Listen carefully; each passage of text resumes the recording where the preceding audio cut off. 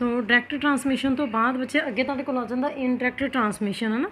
सो जिहदे विच कोई ना कोई इनवॉल्वड होएगा है ना। एक उपर असीं पढ़िआ डायरैक्ट दे विच की कि भी जेकर असीं तुसीं पेशेंट दे डायरैक्ट कंटैक्ट दे विच आ जांदे आ।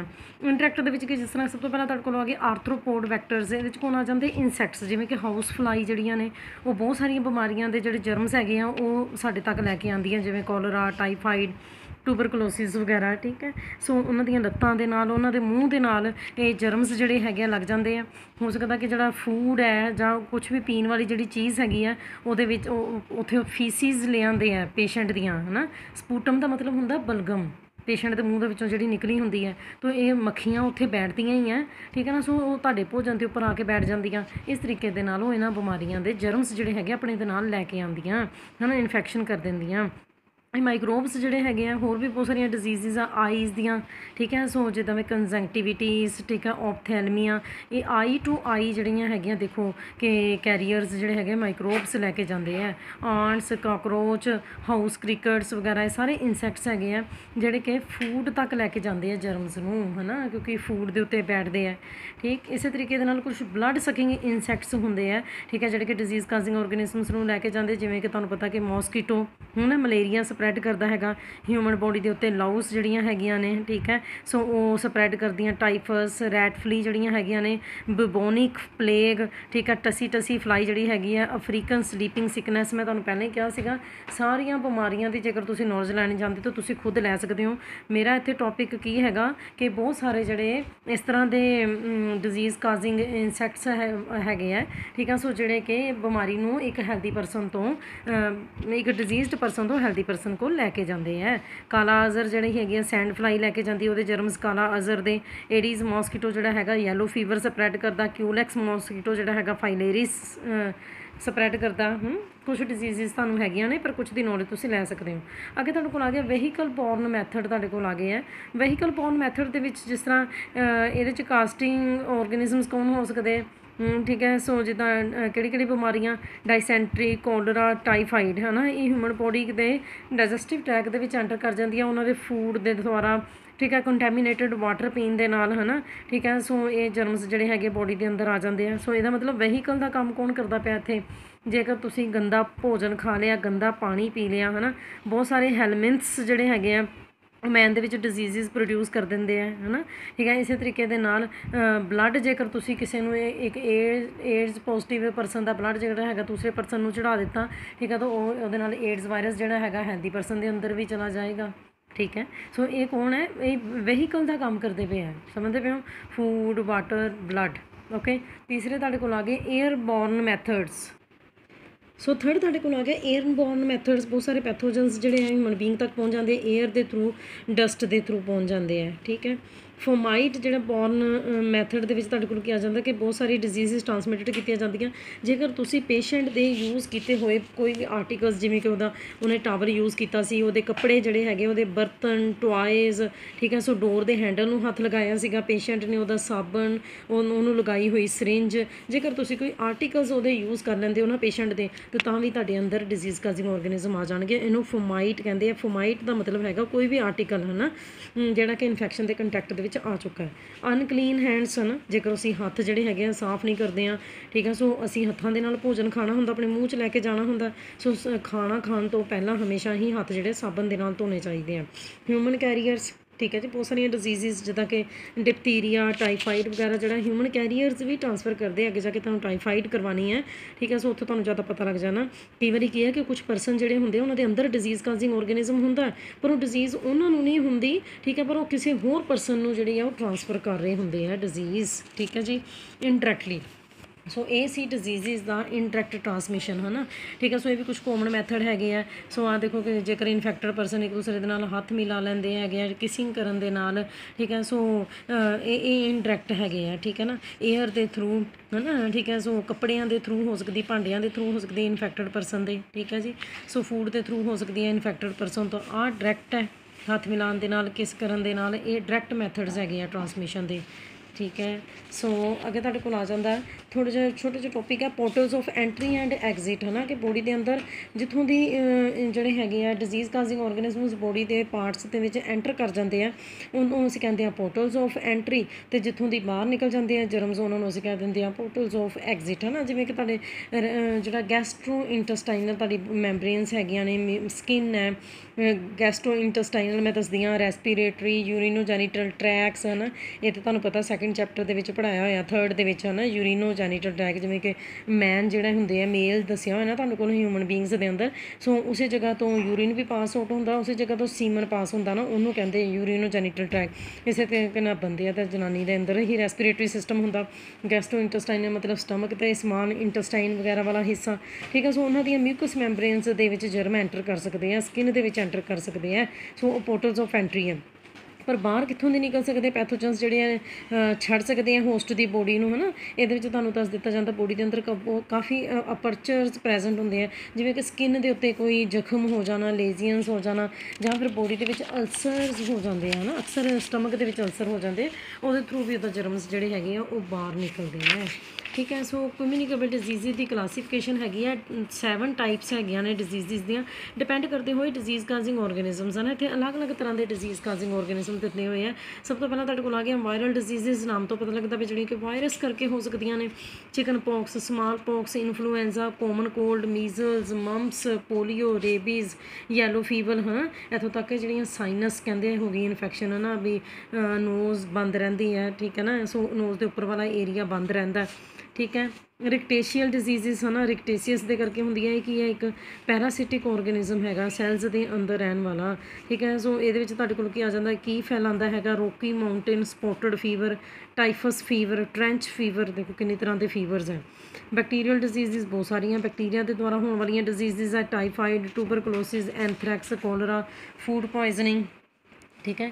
ਸਪਾਇਰੋਚੀਟਲ ਡਿਜ਼ੀਜ਼ਿਸ ਇਹ ਕੀ ਹੈ, ਬੈਕਟੀਰੀਆ ਦੀ ਇੱਕ ਟਾਈਪ ਹੈ, ਕੌਰਕ ਸ਼ੇਪ ਜਿਹੜੇ ਹੈਗੇ ਆ ਬੈਕਟੀਰੀਆ ਹੁੰਦੇ ਆ, ਸੋ ਇਹਨਾਂ ਦੇ ਕਰਕੇ ਸੈਕਸ਼ੂਅਲੀ ਟਰਾਂਸਮਿਟਡ ਡਿਜ਼ੀਜ਼ਿਸ ਸਿਪਲਸ ਵੀ ਹੋ ਜਾਂਦੀ ਹੈ, ਠੀਕ ਹੈ। ਸੋ ਹੈ ਬੈਕਟੀਰੀਆ ਹੀ ਦੇਖੋ, ਪਰ ਉਹਨਾਂ ਨੂੰ ਕੀ ਕਿਹਾ ਗਿਆ ਹੈਗਾ, ਸਪੋਰਕੇਟਿਵ। ਪ੍ਰੋਟੋਜੋਨਸ ਦੇ ਵਿੱਚ ਤੁਹਾਨੂੰ ਪਤਾ ਹੀ ਹੈ ਅਮੀਬਾ, ਪੈਰਾਮੀਸ਼ੀਅਮ, ਯੂਗਲੀਨਾ ਆ ਜਾਂਦੇ ਆ, ਠੀਕ ਹੈ। ਸੋ ਬਿਮਾਰੀਆਂ ਕਿਹੜੀਆਂ ਫੈਲਾਉਂਦੇ ਆ, ਅਮੀਬਿਕ ਡਾਇਸੈਂਟਰੀ, ਮਲੇਰੀਆ, ਕਾਲਾ ਅਜ਼ਰ, ਠੀਕ ਹੈ। So sleeping sickness, okay. Fungal diseases, fungi ਜਿਹੜੀ ਹੈਗੀ ਨੋਨ ਗ੍ਰੀਟ ਹੈਟਰੋਟ੍ਰੋਫਿਕ ਆਰਗੇਨਿਜ਼ਮ ਹੈਗਾ, ਠੀਕ ਹੈ। ਸੋ ਰਿੰਗ ਵੋਮ, ਐਥਲੀਟਸ ਫੁੱਟ ਹੈ ਨਾ, ਹੈਲਮਿੰਥਸ ਦੇ ਵਿੱਚ ਤੁਹਾਡੇ ਕੋਲ ਆ ਜਾਂਦੇ ਫਲੈਟ ਵੋਮਸ ਅਤੇ ਰਾਊਂਡ ਵੋਮਸ ਹੁੰਦੇ ਆ ਹੈਲਮਿੰਥਸ ਹੈ ਨਾ। ਸੋ ਇਹਨਾਂ ਨਾਲ ਵੀ ਬਹੁਤ ਸਾਰੀਆਂ ਬਿਮਾਰੀਆਂ ਹੁੰਦੀਆਂ ਨੇ, ਲੀਵਰ ਰੋਟ, ਠੀਕ ਹੈ। ਸੋ ਟੈਨੀਏਸਿਸ, ਸਕਿਸਟੋਮਾਈਏਸਿਸ, ਠੀਕ ਹੈ। ਸੋ ਇਸ ਤਰ੍ਹਾਂ ਦੀਆਂ ਬਿਮਾਰੀਆਂ ਹੋ ਜਾਂਦੀਆਂ, ਸਕੈਰੀਏਸਿਸ, ਫਾਈਲੇਰੀਏਸਿਸ, ਠੀਕ ਹੈ। ਸੋ ਇਹ ਰਾਊਂਡ ਵੋਮਸ ਅਤੇ ਫਲੈਟ ਵੋਮਸ ਦੇ ਕਰਕੇ ਹੁੰਦੀਆਂ। ਸੋ 7 ਟਾਈਪਸ ਆਫ ਡਿਜ਼ੀਜ਼ਿਸ ਹੈਗੀਆਂ ਨੇ ਡਿਪੈਂਡਿੰਗ ਅਪੋਨ ਦਾ ਡਿਜ਼ੀਜ਼ ਕਾਜ਼ਿੰਗ ਆਰਗੇਨਿਜ਼ਮ, ਠੀਕ ਹੈ।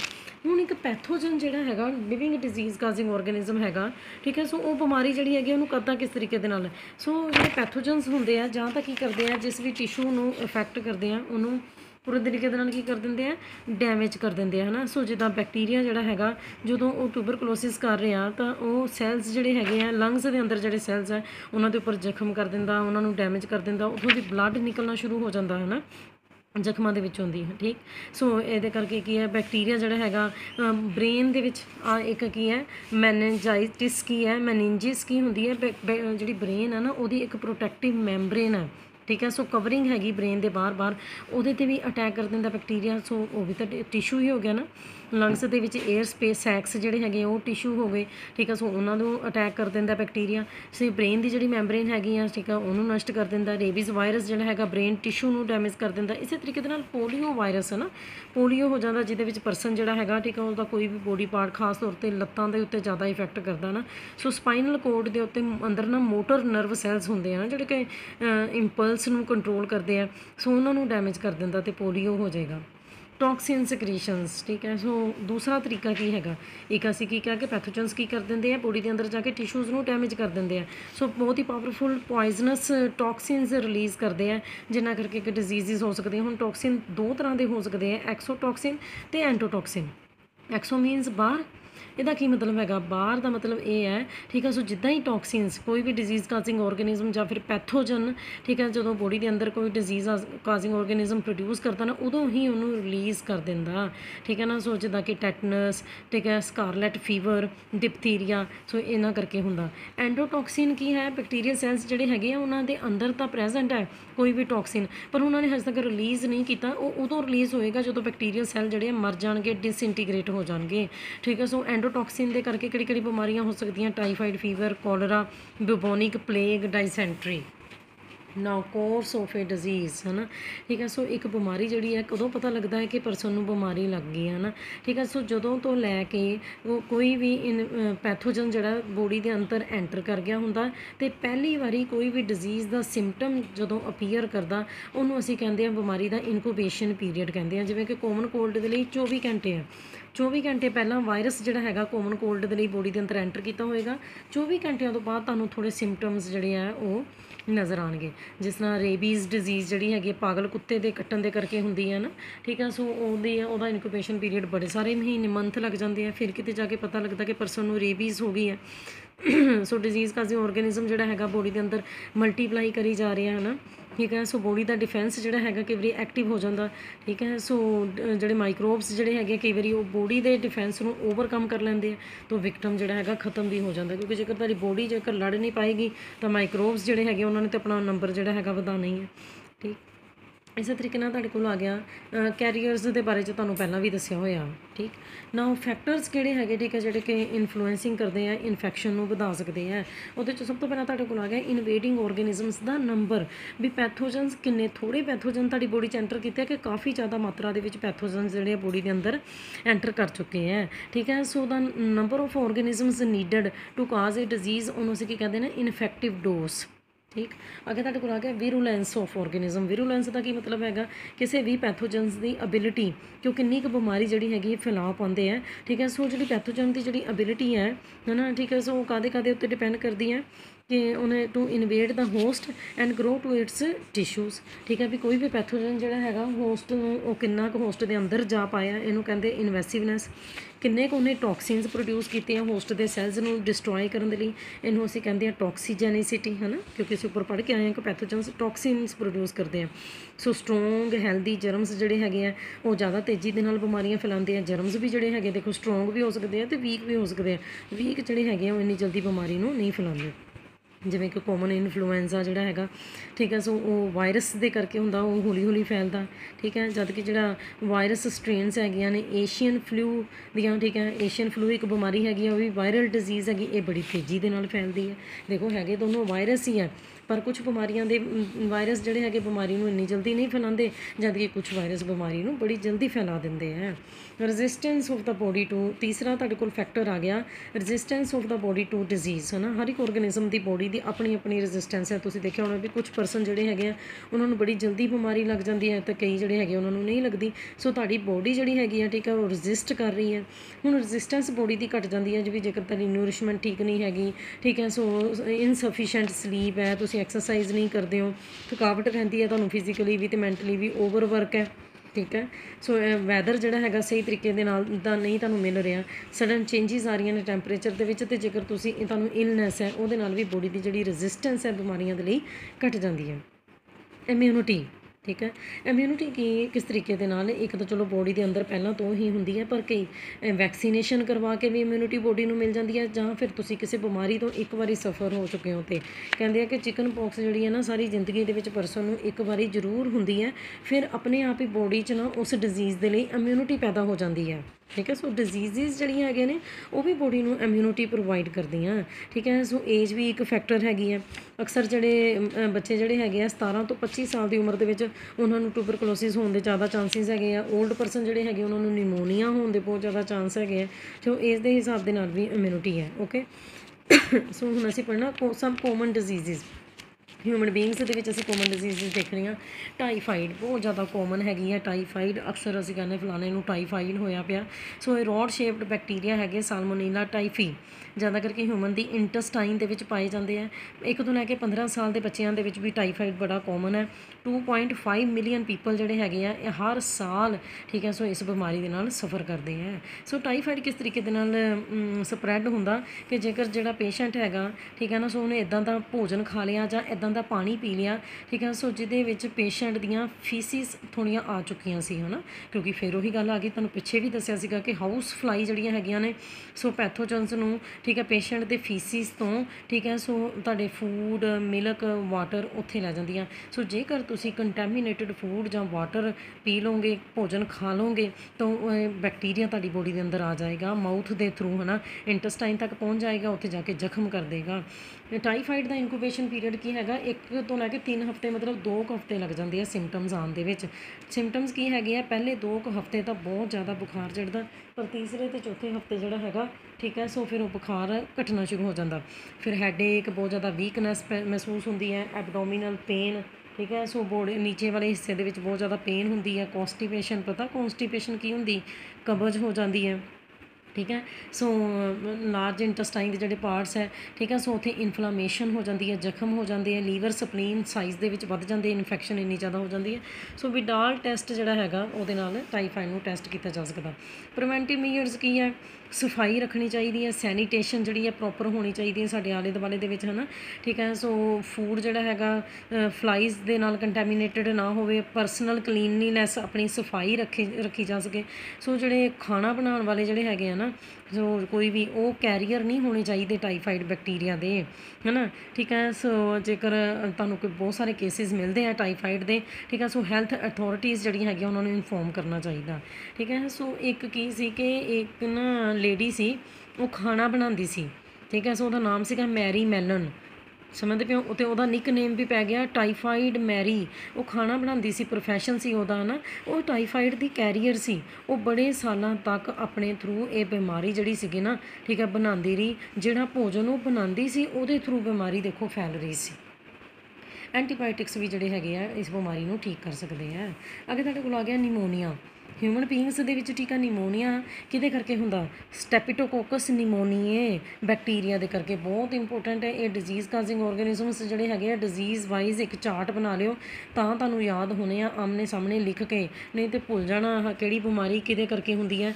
ਅੱਬਲ ਤੇ ਕੁਛ ਨੇਮ ਤੋਂ ਹੀ ਪਤਾ ਲੱਗ ਜਾਂਦਾ, ਜਿਵੇਂ ਕਿ ਟਾਈਫਾਈਡ ਸੀਗਾ ਪਿੱਛੇ ਲੱਗ ਗਿਆ ਟਾਈਫੀ, ਨਿਮੋਨੀਆ ਬੈਕਟੀਰੀਆ ਦੇ ਪਿੱਛੇ ਲੱਗ ਗਿਆ ਨਿਮੋਨੀਏ, ਸਟੈਪਟੋਕੋਕਸ ਨਿਮੋਨੀਏ ਠੀਕ ਹੈ ਜਿਹਨੂੰ ਕਿ ਨਿਮੋਕੋਕਸ ਵੀ ਕਹਿੰਦੇ ਹਾਂ ਅਸੀਂ ਠੀਕ ਹੈ, ਹੀਮੋਫਾਈਲੀਅਸ ਇਨਫਲੂਐਂਜ਼ੇ ਵੀ ਕਹਿੰਦੇ ਆ ਇਹਨਾਂ ਬੈਕਟੀਰੀਆ ਨੂੰ। ਇਹ ਲੰਗਸ ਦੀ ਬਹੁਤ ਜ਼ਿਆਦਾ ਸੀਰੀਅਸ ਡਿਜ਼ੀਜ਼ ਹੈ। ਇਹਦੇ 'ਚ ਕੀ ਹੋ ਜਾਂਦਾ, ਐਲਵੀਓਲਾਈ ਬ੍ਰੈਂਕੀਓਲਸ ਪਤਾ ਹੋਣਾ ਹੁਣ ਤੁਹਾਨੂੰ, 10th ਕਲਾਸ ਦੇ ਵਿੱਚ ਵੀ ਲੰਗਸ ਪੜ੍ਹੇ ਆ ਠੀਕ ਹੈ ਸੋ ਪਤਾ ਹੋਣਾ ਚਾਹੀਦਾ ਐਲਵੀਓਲਾਈ ਕੀ ਹੈ, ਬ੍ਰੈਂਕੀਓਲਸ ਕੀ, ਉੱਥੇ ਫਲੂਇਡ ਇਕੱਠਾ ਹੋਣਾ ਸ਼ੁਰੂ ਹੋ ਜਾਂਦਾ ਜਿਹਦੇ ਕਰਕੇ ਲੰਗਸ ਜਿਹੜੇ ਦੇ do not get the sufficient supply of oxygen ਹਨ।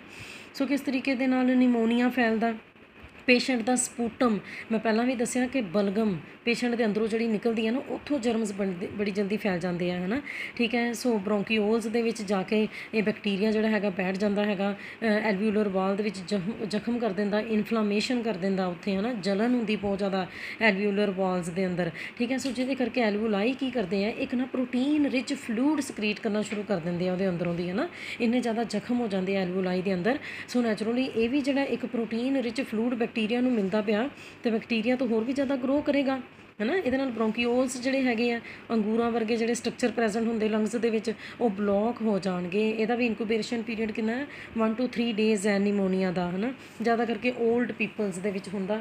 ਇਹਦੇ ਸਿੰਪਟਮਸ ਕੀ ਹੈ, ਨਿਮੋਨੀਆ ਜਦੋਂ ਹੁੰਦਾ ਇੱਕਦਮ ਬਹੁਤ ਜ਼ਿਆਦਾ ਸ਼ੇਕਿੰਗ, ਚਿਲ, ਬਹੁਤ ਜ਼ਿਆਦਾ ਠੰਡ ਲੱਗਦੀ ਹੈ, ਕੰਬਣੀ ਜਿਹੜੀ ਹੈ ਛਿੜ ਜਾਂਦੀ ਹੈ ਨਾ, ਉਸ ਤੋਂ ਬਾਅਦ ਬੁਖਾਰ ਹੋ ਜਾਂਦਾ ਹੈ ਨਾ। ਸੋ ਸਾਹ ਲੈਣ ਦੇ ਵਿੱਚ ਪ੍ਰੋਬਲਮ ਆਉਂਦੀ ਹੈ, ਖਾਂਸੀ ਕਰਦੇ ਹੋ, ਹੈਡੇਕ ਹੁੰਦੀ ਹੈ। ਜੇਕਰ ਸਵੀਅਰ ਕੇਸਿਸ ਹੋ ਜਾਣ ਤਾਂ ਲਿਪਸ, ਫਿੰਗਰ ਦੇ ਜਿਹੜੇ ਨੇਲਸ ਹੈਗੇ ਆ ਉਹ ਗ੍ਰੇ ਟੂ ਬਲੂਇਸ਼ ਕਲਰ ਦੇ ਹੋਣੇ ਸ਼ੁਰੂ ਹੋ ਜਾਂਦੇ, ਕਿਉਂਕਿ ਆਕਸੀਜਨ ਦੀ ਸਪਲਾਈ ਘੱਟ ਜਾਂਦੀ ਨਾ ਬੋਡੀ ਦੇ ਵਿੱਚ ਠੀਕ ਹੈ। ਸੋ ਬੋਡੀ ਦੀ ਰੈਜ਼ਿਸਟੈਂਸ ਫਿਰ ਘਟਣੀ ਸ਼ੁਰੂ ਹੋ ਜਾਂਦੀ ਹੈ ਨਾ ਠੀਕ ਹੈ। ਸੋ ਇਹ ਨਿਮੋਨੀਆ ਦਾ ਅਟੈਕ ਹੁੰਦੇ ਕਿਉਂ ਚਾਂਸ ਹੁੰਦੇ, ਜੇਕਰ ਮਾਲ ਨਿਊਟ੍ਰੀਸ਼ਨ ਹੈਗੀ ਹੈ, ਅਲਕੋਹਲ ਔਰ ਡਰੱਗਸ ਹੈ ਨਾ ਜ਼ਿਆਦਾ ਲੈਂਦਾ ਪਰਸਨ ਜਿਹੜਾ ਹੈਗਾ ਠੀਕ ਹੈ, ਜਾਂ ਫਿਰ ਉਹਨੂੰ ਕੋਈ ਹੋਰ ਬਿਮਾਰੀ ਹੋ ਕੇ ਹਟੀ ਹੈ ਤਾਂ ਉਹਦੀ ਇਮਿਊਨਿਟੀ ਵੀਕ ਹੋ ਚੁੱਕੀ ਹੈ ਨਾ, ਬਲਗਮ ਦੇ ਵਿੱਚ ਬਲੱਡ ਆਉਣਾ ਸ਼ੁਰੂ ਹੋ ਜਾਂਦਾ, ਰਸਟ ਕਲਰ ਦਾ ਹੀ ਹੋ ਜਾਂਦੀ ਹੈ ਨਾ। ਕੋਮਨ ਕੋਲਡ, ਇਹ ਵੀ ਮੋਸਟ ਕੋਮਨ ਇਨਫੈਕਸ਼ੀਅਸ ਡਿਜ਼ੀਜ਼ ਹੈਗੀ ਹੈ। ਰਹੀਨੋ ਵਾਇਰਸਿਸ ਦੇ ਕਰਕੇ ਹੁੰਦੀ। ਰਹੀਨੋ ਵਾਇਰਸਿਸ ਉਹ ਵਾਇਰਸ ਹੁੰਦੇ ਜਿਹੜਾ ਕਿ ਜ਼ਿਆਦਾ ਕਰਕੇ ਰੈਸਪੀਰੇਟਰੀ ਸਿਸਟਮ ਦੇ ਉੱਤੇ ਹੀ ਅਟੈਕ ਕਰਦੇ ਆ, ਨੋਜ਼ ਦੇ ਰੈਸਪੀਰੇਟਰੀ ਪੈਸੇਜ ਨੂੰ ਇਫੈਕਟ ਕਰਦੇ। ਦੇਖੋ ਲੰਗਸ ਨੂੰ ਇਫੈਕਟ ਨਹੀਂ ਕਰਦੇ, ਅਸੀਂ ਕਹਾਂਗੇ ਕਿ ਤਾਂ ਕੀ ਹੋ ਗਿਆ, ਲੰਗਸ ਤੱਕ ਵੀ ਤਾਂ ਪਹੁੰਚਣੇ ਨਹੀਂ। ਕੋਮਨ ਕੋਲਡ ਜਿਹੜੇ ਹੈਗਾ ਇਹਦਾ ਡਿਜ਼ੀਜ਼ ਕਾਜ਼ਿੰਗ ਆਰਗੇਨਿਜ਼ਮ ਲੰਗਸ ਤੱਕ ਨਹੀਂ ਪਹੁੰਚ ਪਾਉਂਦਾ, ਨੋਜ਼ ਤੱਕ ਹੀ ਸੀਮਤ ਰਹਿੰਦਾ।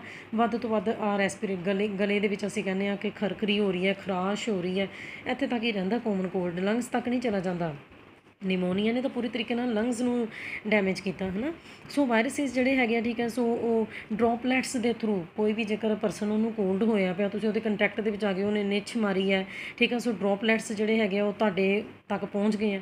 ਤੁਸੀਂ ਕੋਲਡ ਪਰਸਨ ਦੇ ਜਿਹੜੇ ਭਾਂਡੇ ਹੈ, ਉਹਨੇ ਬੁੱਕਸ ਨੂੰ ਹੱਥ ਲਾਇਆ ਜਾਂ ਪੈਨ ਹੈ, ਠੀਕ ਹੈ, ਕੰਪਿਊਟਰ ਕੀਪੈਡ ਯੂਜ਼ ਕੀਤਾ ਸੀ, ਮਾਊਸ ਯੂਜ਼ ਕੀਤਾ ਸੀ, ਉੱਥੋਂ ਵੀ ਕੋਮਨ ਕੋਲਡ ਦਾ ਜਿਹੜਾ ਵਾਇਰਸ ਹੈਗਾ ਉਹ ਤੁਹਾਡੇ ਤੱਕ ਪਹੁੰਚ ਜਾਏਗਾ। ਕੀ ਸਿੰਪਟਮਸ ਹੁੰਦੇ ਆ? ਨੇਜ਼ਲ ਕੰਜੈਂਸ਼ਨ, ਹੈ ਨਾ, ਇੱਦਾਂ ਲੱਗਦਾ ਨੱਕ ਬੰਦ ਰਹਿੰਦੀ ਹੈ, ਉਹਦੇ ਵਿੱਚੋਂ ਦੀ ਡਿਸਚਾਰਜ ਤਾਂ ਹੋਣਾ ਹੀ ਹੈ। ਗਲਾ ਜਿਹੜਾ ਹੈਗਾ ਸੁੱਜ ਜਾਂਦਾ, ਘੋੜੇ ਵਰਗੀ ਆਵਾਜ਼ ਨਿਕਲਦੀ ਗਲੇ ਦੇ ਵਿੱਚੋਂ ਦੀ, ਸਿਰ ਦਰਦ ਬਹੁਤ ਜ਼ਿਆਦਾ ਹੁੰਦੀ ਹੈ, ਥਕਾਵਟ ਮਹਿਸੂਸ ਹੁੰਦੀ ਹੈ। ਤਕਰੀਬਨ ਕੋਮਨ ਕੋਲਡ ਜਿਹੜਾ ਹੈਗਾ 3 ਤੋਂ ਲੈ ਕੇ 7 ਦਿਨਾਂ ਤੱਕ ਰਹਿੰਦਾ ਹੀ ਹੈ। ਅੱਗੇ ਤੁਹਾਡੇ ਕੋਲ ਆ ਗਿਆ ਮਲੇਰੀਆ। ਮਲੇਰੀਆ ਅਸੀਂ ਬਾਅਦ ਦੇ ਵਿੱਚ ਕਰਾਂਗੇ, ਇਹ ਬਹੁਤ ਲੰਬੀ ਡਿਜ਼ੀਜ਼ ਹੈ, 2 ਕਿ 3 ਪੇਜਾਂ ਦੀ ਡਿਜ਼ੀਜ਼ ਹੈ, ਠੀਕ ਹੈ। ਸੋ ਹੁੰਦਿਆਂ ਤਾਂ ਮੱਛਰ ਦੇ ਨਾਲ ਹੈ, ਪਰ ਤੁਹਾਨੂੰ ਪਤਾ ਕਿ ਪਲਾਜ਼ਮੋਡੀਅਮ ਵਾਈਵੈਕਸ, ਤਾਂ ਪਲਾਜ਼ਮੋਡੀਅਮ ਵਾਈਵੈਕਸ ਹੀ ਕਿੰਨੀ ਤਰ੍ਹਾਂ ਦਾ, ਮਲੇਰੀਆ ਹੀ ਕਿੰਨੀ ਤਰ੍ਹਾਂ ਦਾ, ਠੀਕ ਹੈ। ਸੋ ਇਸ ਪਲਾਜ਼ਮੋਡੀਅਮ ਵਾਈਵੈਕਸ ਦਾ ਲਾਈਫ ਸਾਈਕਲ ਇੰਨਾ ਸਿੰਪਲ ਨਹੀਂ ਹੈ।